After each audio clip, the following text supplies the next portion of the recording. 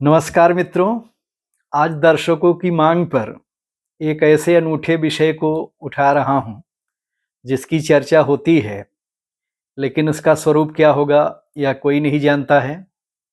आप सब जानते हैं कि सबसे पहले हमारे पूर्व सीडीएस श्री बिपिन रावत ने कहा था कि भारत को 2.5 फ्रंट वार के लिए तैयार रहना चाहिए। हम सब जानते हैं कि यदि चीन और पाकिस्तान दोनों भारत पर एक साथ आक्रमण करें तो क्या होगा। इसी विषय की आज हम चर्चा करेंगे। इस समय जो वैश्विक रणनीतिकार इस विषय पर लगातार विचार कर रहे हैं और बहुत सारे रक्षा विशेषज्ञों ने इस पर लिखा भी है। यहाँ तक कि इस पर वार गेम्स भी बन चुके हैं। यदि चीन और पाकिस्तान एक साथ हमला करते हैं तो उसका स्वरूप क्या होगा, इसका वार गेम भी बना हुआ है। तो मित्रों, यह एक अनुमानित सच है और जिस पर हर भारतीय नागरिक को, हर संजीदा व्यक्ति को गंभीरतापूर्वक विचार करना चाहिए कि अगर ऐसा हुआ तो फिर हमारा रिस्पांस कैसा होगा। तो ऐसा माना जाता है कि अगर चीन और पाकिस्तान दोनों ने एक साथ हमला किया तो भारत जो है सबसे पहले दोनों ही सीमाओं पर 4 से 5 लाख सैनिकों की तैनाती करेगा और सबसे पहले हमारा प्रयास होगा कि हम अपने प्रथम प्रहार में ही पाकिस्तान और चीन के जो सीमांत सैन्य ठिकाने हैं, पाकिस्तान के तो लगभग सारे सैन्य ठिकाने हैं हमारे सीमांत सैनिकों की मारक क्षमता के भीतर ही आते हैं। हम अपनी प्रलय प्रहार, ब्रह्मोस, पृथ्वी, अग्नि प्राइम मिसाइलों के माध्यम से चीन और पाकिस्तान के जो सैन्य ठिकाने हैं उसको नष्ट करने का प्रयास कर सकते हैं। दूसरी महत्वपूर्ण बात यह है कि हम यदि ड्रोन का बड़े पैमाने पर प्रयोग करते हैं तो ड्रोन हमले के द्वारा भी हम शत्रु के अनेक ठिकानों को नष्ट करने का कार्य कर सकते हैं। चूँकि हमारे दोनों शत्रु भी कमज़ोर नहीं हैं, तो इसी स्थिति में वह भी मिसाइलों से, ड्रोन से, विमानों से हमला करने का प्रयास करेंगे। तो हमें उस हमले को विफल करने के लिए जो हमारा बहुस्तरीय एयर डिफेंस सिस्टम है उसको एक्टिवेट करना होगा, उसका उपयोग करना होगा। तो हमें जो D4 एंटी ड्रोन सिस्टम हमने बनाया है लेजर का, उसके L-70 गन और पेचोरा और आकाश मिसाइल के माध्यम से हमें सारे शत्रु के ड्रोन को नष्ट करने होंगे। और अगर वह मिसाइलों से हमला कर रहा है तो उन मिसाइलों के लिए हमें आकाश NG, बराक 8, PAD यानी पृथ्वी एयर डिफेंस सिस्टम, अभी कुश प्रकल्प के अंतर्गत जो हम M1, M2, M3 बना रहे हैं उसका प्रयोग करेंगे। हम S-400 का प्रयोग कर सकते हैं। अगर चीन अंतर महाद्वीपीय इंटरकॉन्टिनेंटल बैलिस्टिक मिसाइल जिसे कहते हैं ICBM का प्रयोग करता है तो उसको मार गिराने के लिए हम AD-1 और AD-2 जो एडवांस एयर डिफेंस सिस्टम 1 और एडवांस एयर डिफेंस सिस्टम 2 है, जो वायुमंडल की निचली सतह पर और वायुमंडल की ऊपरी सतह पर किसी भी आने वाले खतरे को नष्ट कर सकता है, हम उसका प्रयोग करेंगे। मित्रों, यह युद्ध केवल चीन, पाकिस्तान और भारत तक सीमित रहने वाला नहीं है। उसका एक बड़ा कारण यह है कि जैसे चीन पाकिस्तान का गठजोड़ है तो ऐसे ही इस युद्ध में महाशक्तियों की भी महत्वपूर्ण भूमिका रहेगी। सबसे बड़ी भूमिका रूस की रहेगी। रूस के सामने 2 विकल्प रहेंगे, या तो वह भारत के साथ आए अथवा वह चीन के साथ जाए। रूस की समस्या क्या है, कोई चीन के साथ इसलिए नहीं जा सकता कि रूस जानता है कि अगर युद्ध में चीन भारत को हराने में सफल होता है तो अगला नंबर उसका लगा सकता है, क्योंकि चीन और रूस का भी सीमा विवाद है और 1967 में सोवियत संघ और चीन के बीच परमाणु युद्ध होते होते बचा था। इस कारण रूस चाह करके भी चीन का साथ नहीं देगा। दूसरी महत्वपूर्ण बात यह है कि भारत चूंकि उसका परंपरागत सहयोगी है तो वह तटस्थ रहते हुए यथासंभव भारत को सैन्य साजो सामान देता रहेगा। संभव है कि वह चीन को भी देता रहे, यह स्थिति रहेगी। दूसरी स्थिति यह है कि अमेरिका, जापान और ऑस्ट्रेलिया चूंकि भारत के साथ सामरिक चतुर्भुज जिसको क्वाड कहते हैं उसमें जुड़े हुए हैं। तो अमेरिका बहुत ज़्यादा सक्रिय नहीं है, लेकिन यह क्वाड अमेरिका का ही बनाया हुआ है। तो अगर इस संगठन को वह पूरी तरह से खारिज नहीं करना चाहता है, अप्रासंगिक नहीं बनाना चाहता है, तो उसको इसमें कहीं न कहीं शामिल होना पड़ेगा। वह प्रत्यक्ष रूप से अगर युद्ध में नहीं भी कूदता है, तो वह उपग्रहों के माध्यम से, जासूसों के माध्यम से पाकिस्तान और चीन की जासूसी करके भारतीय सेनाओं को उपलब्ध करा सकता है। दूसरी महत्वपूर्ण बात यह है कि जैसे ऑपरेशन सिंदूर के दौरान अमेरिका ने तो नहीं कहा था, लेकिन जापान और ऑस्ट्रेलिया ने कहा था कि अगर चीन युद्ध में कूदता है, क्योंकि चीन ने पाकिस्तान की मदद की थी, वो सक्रिय मदद की थी, वहाँ चीनी पायलट और चीनी पेशेवर भी थे, तो उस कारण से जापान और ऑस्ट्रेलिया ने कहा कि अगर चीन इसमें आता है तो हम लोग भी जो है भारत के पक्ष में आएंगे। तो जो क्वाड है, जो सामरिक चतुर्भुज है, वह जो है चीन के विरुद्ध खड़ा हो सकता है। तो चीन की समस्या क्या है कि उसके पूर्वी तट पर उसके ज़्यादा शक्तिशाली दुश्मन है, जापान और अमेरिका है।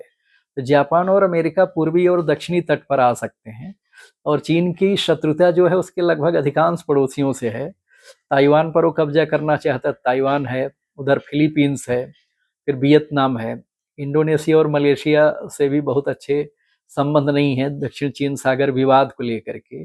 सिंगापुर के साथ भी वही स्थिति है। तो कहने का मतलब यह है कि चीन के तमाम शत्रु जो है ऐसी परिस्थिति में चीन के लिए बाधाएं उत्पन्न कर सकते हैं। दूसरी महत्वपूर्ण बात यह है कि चीन जो है अपने विमानों का अगर उपयोग करता है बमबारी के लिए या मिसाइलों से हमले के लिए, तो चीन के जो भी हवाई अड्डे हैं तिब्बत में, वो तो 5000 मीटर की ऊंचाई पर हैं।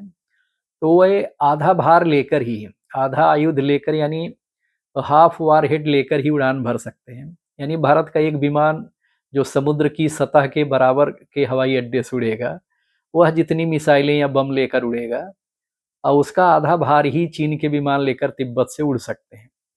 चीन के जो बड़े अड्डे हैं जैसे होटन है, काशगर है, ल्हासा है, इन अड्डों पर अगर भारतीय सेनाएं मिसाइल से प्रबल प्रहार करती हैं, विशेष करके प्रलय मिसाइल से, तो ये अड्डे पहली बार में ही नष्ट किए जा सकते हैं, और उसके बाद चीन को पूर्वी चीन से हथियार पहुंचाने में और सेनाओं को पुनः संगठित करने में बड़ा समय लग सकता है, और उसका लाभ उठा करके भारतीय सेना जो है तिब्बत पर कब्जे का प्रयास भी कर सकती है।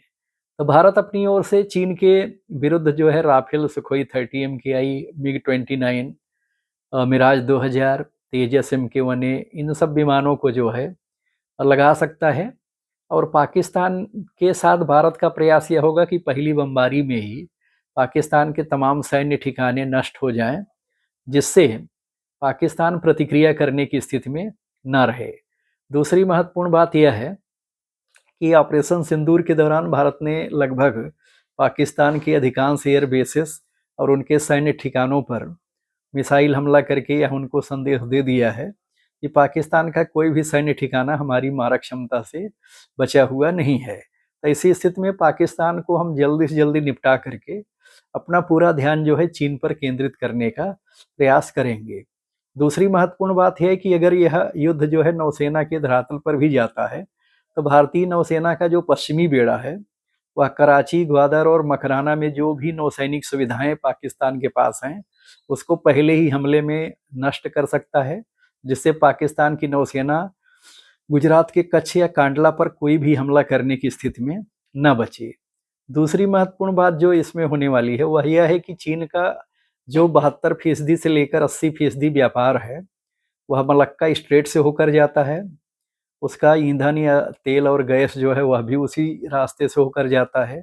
तो भारतीय नौसेना के पास यह सुविधा और शक्ति है, अंडमान निकोबार की जो कमान है उसके बल पर, और पूर्वी कमान या दक्षिणी कमान में से कोई एक कमान भी साथ आती है, तो हम पूरे मलक्का स्ट्रेट और हिंद महासागर में सुंदा को ब्लॉक कर सकते हैं।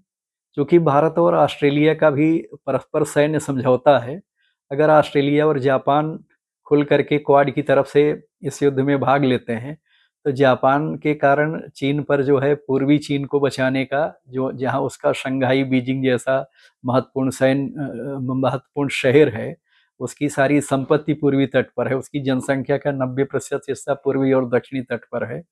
तो वहाँ उसको बचाने में अमेरिका और जापान के सामने, फिलीपींस के सामने, ऑस्ट्रेलिया के सामने ज़्यादा शक्ति झोंकनी पड़ सकती है। इस कारण से जो है वह भारत के सामने अपनी संपूर्ण शक्ति नहीं झोंक सकता है। दूसरी महत्वपूर्ण बात यह है कि अगर वह नौसेना के माध्यम से आक्रमण करने का प्रयास करता है, इसमें 2 स्थितियां बनेगी। अगर भारत ने अपनी वायुसेना और अपनी मिसाइलों के बल पर शिनजियांग और तिब्बत के सैन्य ठिकाने नष्ट कर दिए, तो चीन के पास केवल एक ही विकल्प बचेगा, वह हिंद महासागर के माध्यम से भारत तक पहुंचने का प्रयास करे।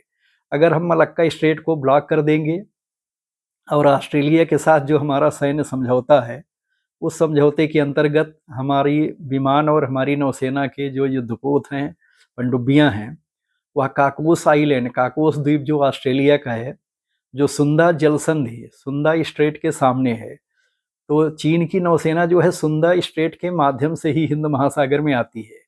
तो उसका स्वागत करने के लिए अगर भारतीय वायुसेना के विमान, भारतीय मिसाइलें, ब्रह्मोस और हमारी तब तक हाइपरसोनिक मिसाइल भी तैनात रहेगी, ये सारी मिसाइलें स्वागत करने के लिए तैयार रहेंगी।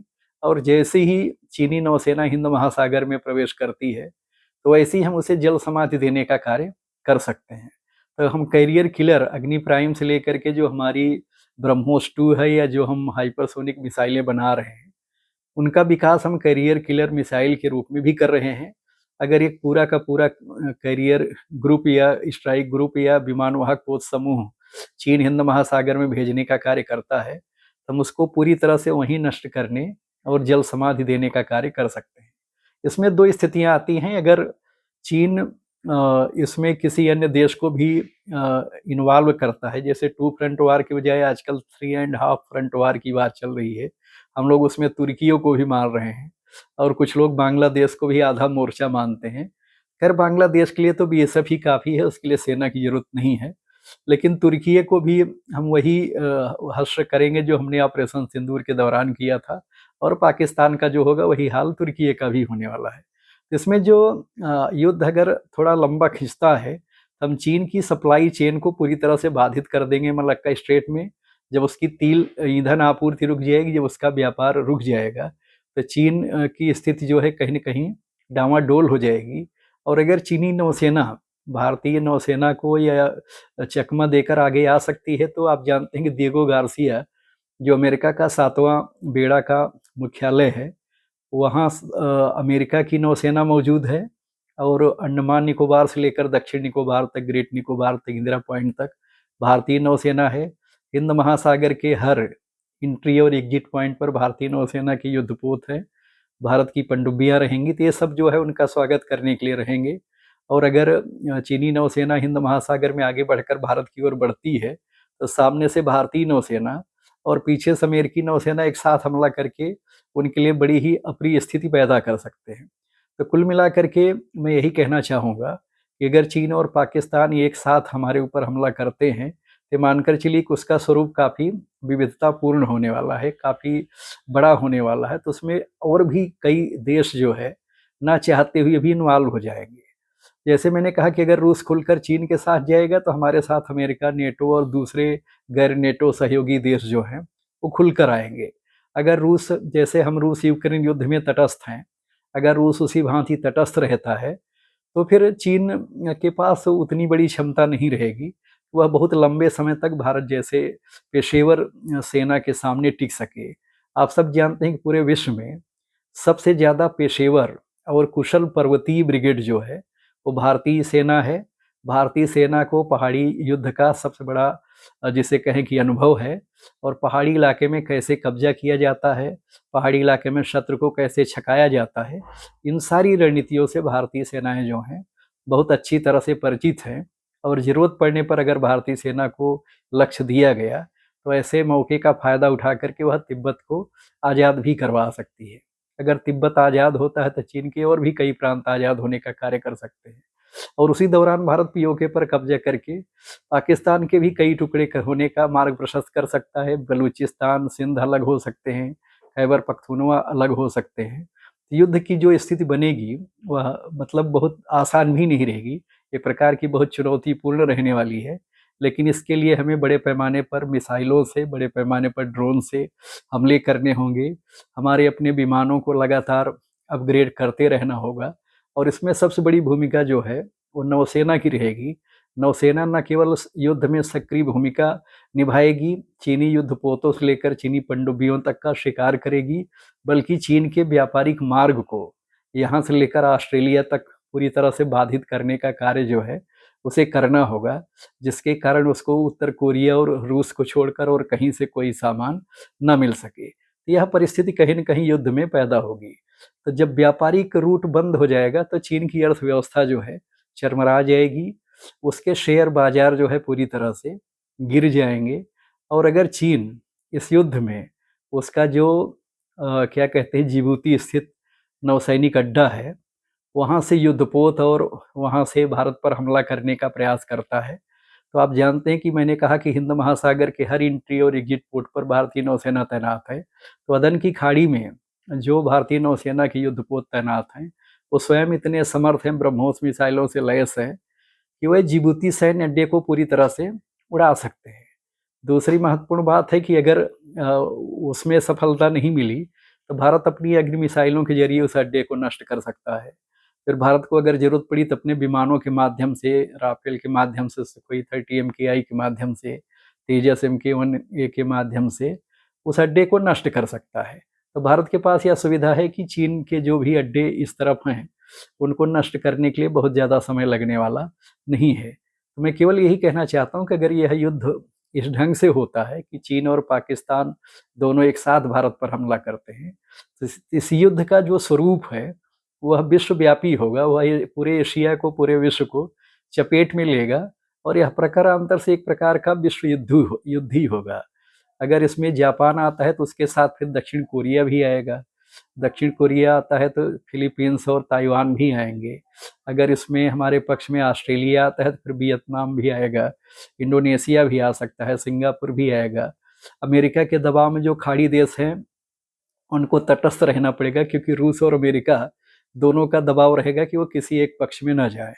तो खाड़ी देशों में भी कुछ देश हैं जो चीन के पक्ष में हैं और कुछ देश जैसे यूएई वगैरह हैं तो हमारे पक्ष में हैं, लेकिन अधिकांश देश उस समय भी तटस्थ रहेंगे क्योंकि उनमें से किसी के पास लड़ने की कोई बड़ी क्षमता नहीं है। तो मैं कहना चाहता हूँ कि अगर इस प्रकार का एक व्यापक युद्ध होता है तो उसका स्वरूप निश्चित रूप से काफ़ी विकराल होगा।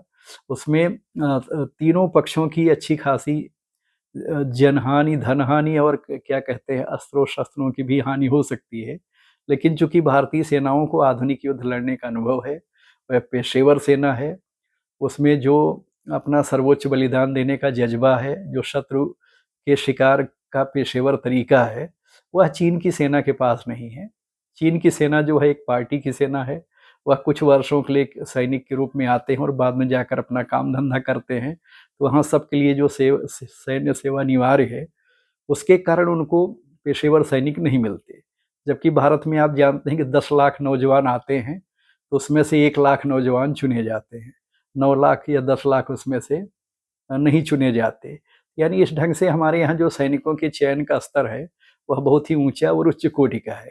तो भारतीय सेनाओं के पास वह कौशल है, वह 2 फ्रंट एंड 2.5 फ्रंट, 2 या ढाई फ्रंट या 3 फ्रंट, जरूरत पड़ने पर वो चतुर्दिक देश की सुरक्षा करने में समर्थ हैं।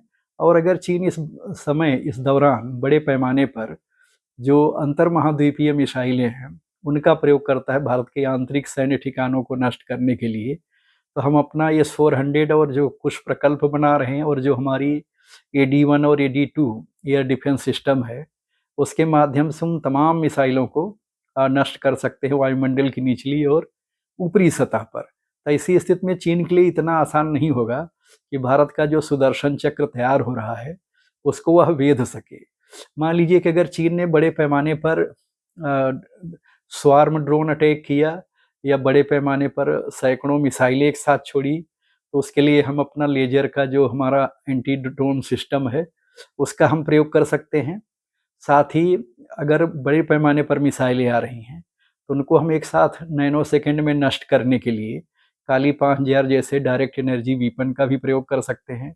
हम उसके लिए डायरेक्ट एनर्जी वीपन का रेल गन भी बना रहे हैं, उसका भी प्रयोग कर सकते हैं। तो संक्षेप में आप यही समझ सकते हैं कि ऐसी स्थितियां आ सकती हैं जो इस युद्ध के पूरे स्वरूप को जो है बदल करके रख सकती हैं।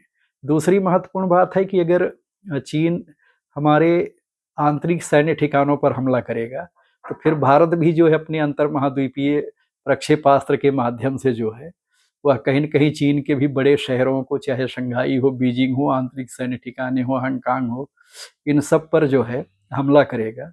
और अगर इसमें जापान, ऑस्ट्रेलिया, अमेरिका की सक्रिय भूमिका आती है तो यह भूमिका काफ़ी ज़्यादा महत्वपूर्ण होगी। वैसी स्थिति में जो है चीन अपने पूर्वी क्षेत्र और दक्षिणी चीन क्षेत्र की सुरक्षा और विशेष करके प्रशांत महासागर में अमेरिका और जापान का सामना करने में अपनी बहुत बड़ी ऊर्जा खर्च करने के लिए अभिशप्त होगा और भारतीय सेनाओं के लिए चीन जो है एक आसान शिकार बन सकता है। यह सब कुछ उस समय की परिस्थितियों पर जो है निर्भर करेगा। इसमें एक दो बातें जो और महत्वपूर्ण हैं वह यह है कि इसमें जो सबसे बड़ी भूमिका रहेगी वह नौसेना की ही रहेगी और किसकी नौसेना जो है कितने मोर्चों पर एक साथ स्वयं को तैनात कर सकती है। और चीन की समस्या क्या है कि चूंकि वह अमेरिका और जापान और दक्षिण कोरिया, फिलीपींस, ऑस्ट्रेलिया से प्रशांत महासागर में मुकाबला करने के लिए अभिशप्त है, इसलिए वह अपनी नौसेना का बहुत बड़ा भाग, विश्व की सबसे बड़ी नौसेना है लेकिन उसका बहुत बड़ा भाग हिंद महासागर की ओर रवाना नहीं कर सकता। वह जितने युद्धपोत रवाना कर सकता है उस हमारे पास उससे ज़्यादा युद्धपोत हैं जो उसका मुकाबला करने के लिए हैं। तो ऐसी स्थिति में भारतीय सेनाओं के पास यह पूरी क्षमता है, यह पूरी शक्ति है कि वह उसको वहीं पर जल समाधि दे दें, हिंद महासागर में ही उसे डुबो दें।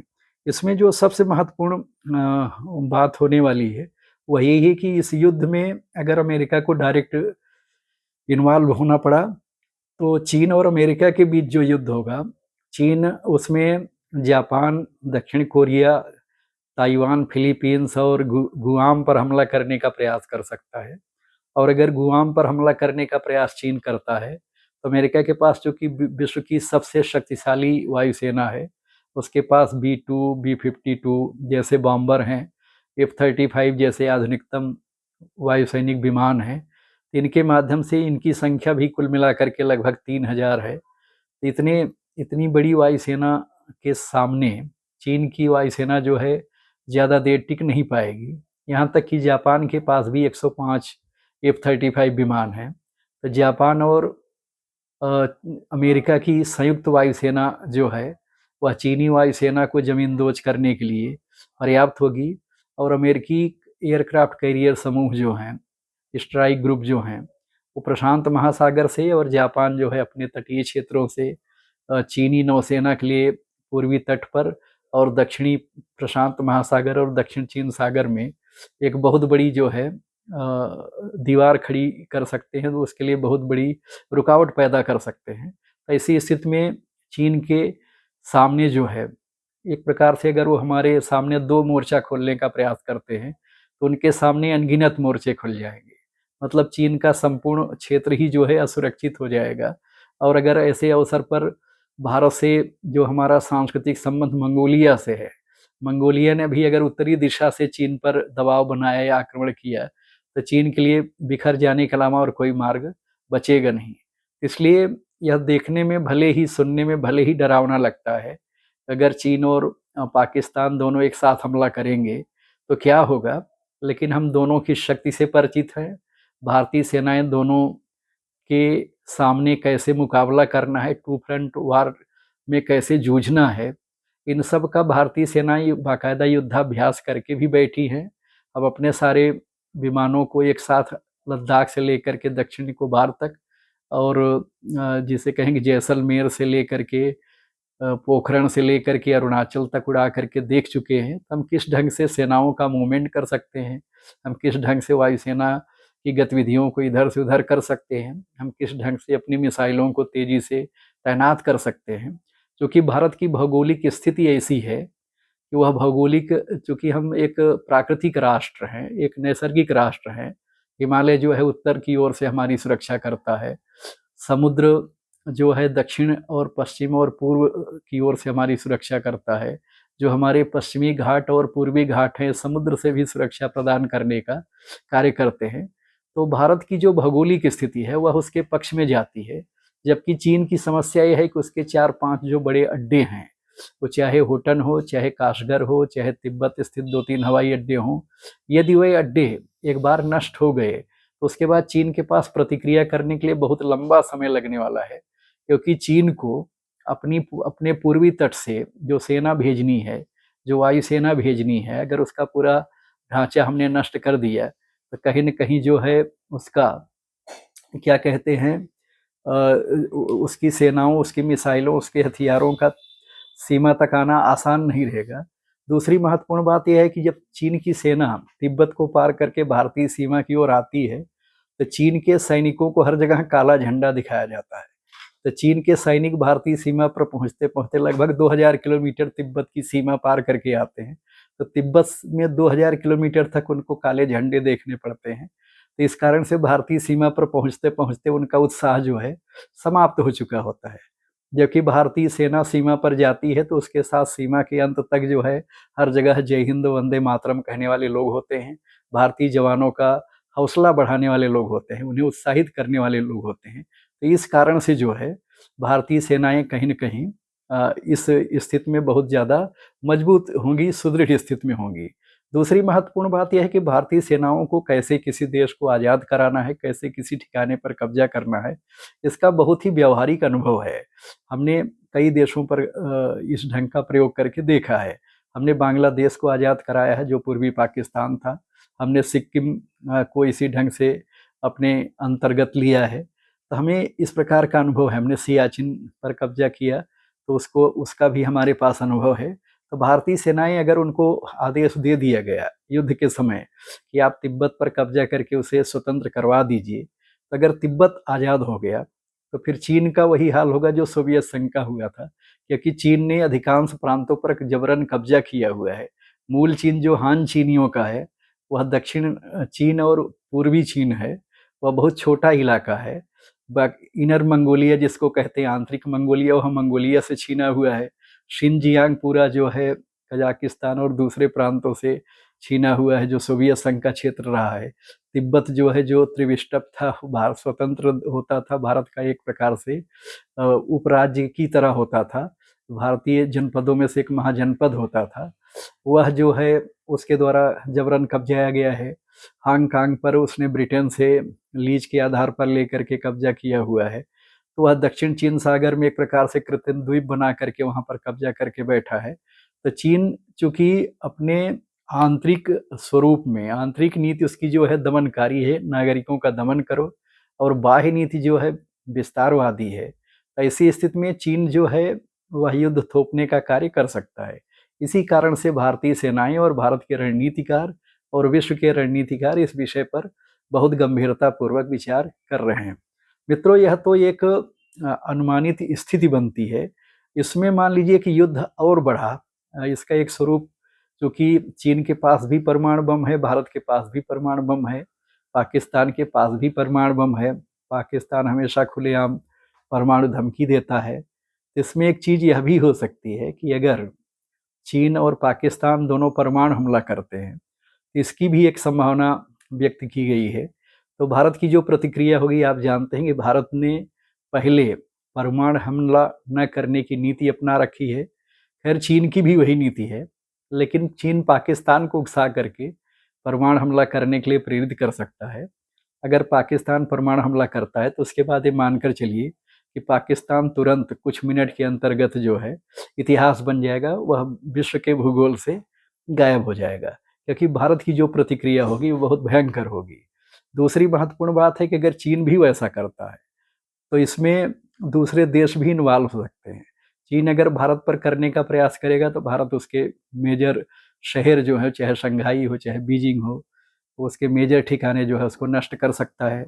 चीन अगर अपने साथ अपने पड़ोसी देशों टोक्यो और सियोल पर हमला करता है तो उसकी प्रतिक्रिया में अमेरिका भी जो है उस पर हमला कर सकता है। तो उसको पूर्वी तट से भी चुनौती मिल सकती है।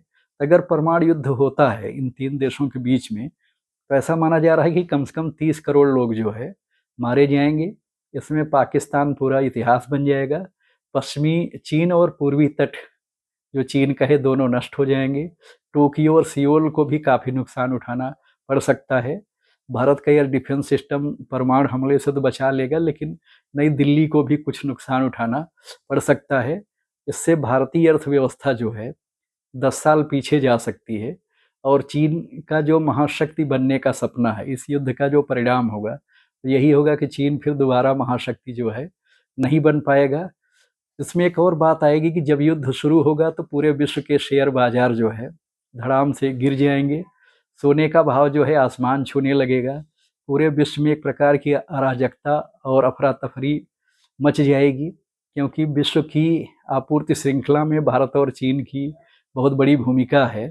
तो जो आपूर्ति श्रृंखला है वह पूरी तरह से बाधित हो जाएगी, और उसके कारण पूरे विश्व में एक प्रकार से अफरा तफरी का माहौल बन जाएगा। तो अगर यह स्थिति आती है तो निश्चित रूप से पूरे विश्व के लिए बहुत भयावह स्थिति होगी।